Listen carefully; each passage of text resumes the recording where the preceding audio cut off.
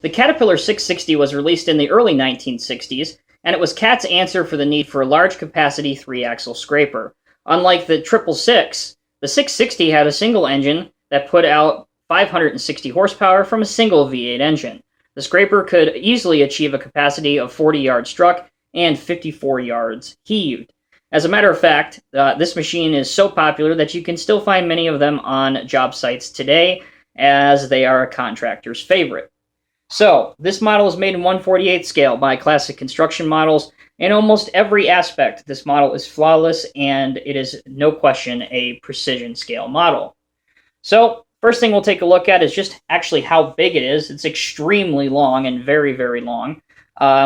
It's not very wide, though, which is, I was actually expecting it to be a little bit wider than it is. Starting out with the functionality, you can see that the bowl here is in the raised or carry position. With some care, you can lower that to the ground, and also you can lift up the first part of the scraper mechanism itself to start to discharge some dirt, and also your ejector plate back here does push forward, as does it push back. Go ahead and give you a closer look at that mechanism, because inside you can see that there are two large hydraulic rams that control the ejector mechanism blade itself.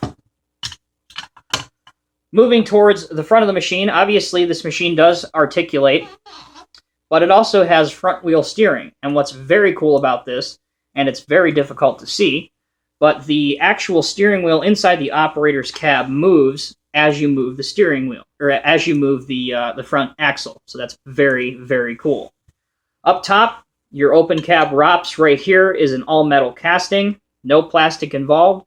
Inside the operator's cab, there are some individually painted operator's controls and joysticks. Also, you can see some see-through engine detail. Back then, they used to leave the panels open, not only for ventilation and airflow purposes, but just because it was easier to do maintenance on the machine that way. Looking at it from the front, you can see some great perforation, once again, through on the engine housing itself, and the Caterpillar nameplate is embossed in the casting up on top and looks fantastic. There's a nice chrome or silver exhaust that looks great, and a good push bar on the front of this machine. If we spin it around, at the rear, on my review model, there is a slight paint blemish, but that doesn't detract too much from the model. In fact, if anything, it adds to the realism aspect, considering the age of this machine. And it does feature a nice bar, which is a very sturdy bar. A lot of times these machines, as they started to reach full capacity inside the bull, they get bogged down and require some help from like a D9 or a D10 bulldozer. So that's what this push bar was. The bulldozer can help push them along, and the track machine obviously can help get this thing through some of the rougher terrain should it get stuck into. As I mentioned before, up here on the hydraulics, everything looks great, and even right here, there's a couple casted-in horns for your air horn, which is very cool. And I absolutely love this model. I love everything about it. It's definitely a precision class machine. The paint finish looks great. The shade of Caterpillar yellow is era correct, which is crucial. I think that it would have looked a little odd had the paint color been a little bit different. And also, it's a pretty robustly made model. Yes, there are some fragile parts on here, so you got to be careful where you grab. But for the most part, it's a sturdy and well-made piece. CCM themselves, actually, like most of their models, they're sold out directly. But if you are interested in purchasing one of these, visit constructionscalemodels.com. They should, as of the taping of this video, December 11th, they should still have some in stock, and they retail for about $300 plus shipping. Couple last things before I wrap up the video. Like most CCM models, it does come with a reprint of the original equipment's brochure.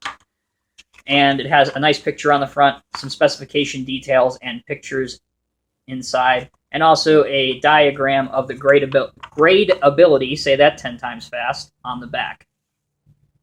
Interesting to note, though, that the box that it comes in, which I found very odd, is in the current Caterpillar trade dress with the Power Edge logo. Normally, for a vintage machine by CCM, it would kind of have the Pac-Man logo box, or whatever time period of machine they were making, it would replicate that in the box.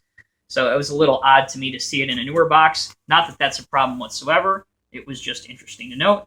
And on the other side, you can see kind of the blueprint of the machine up here and Cat 660 scraper.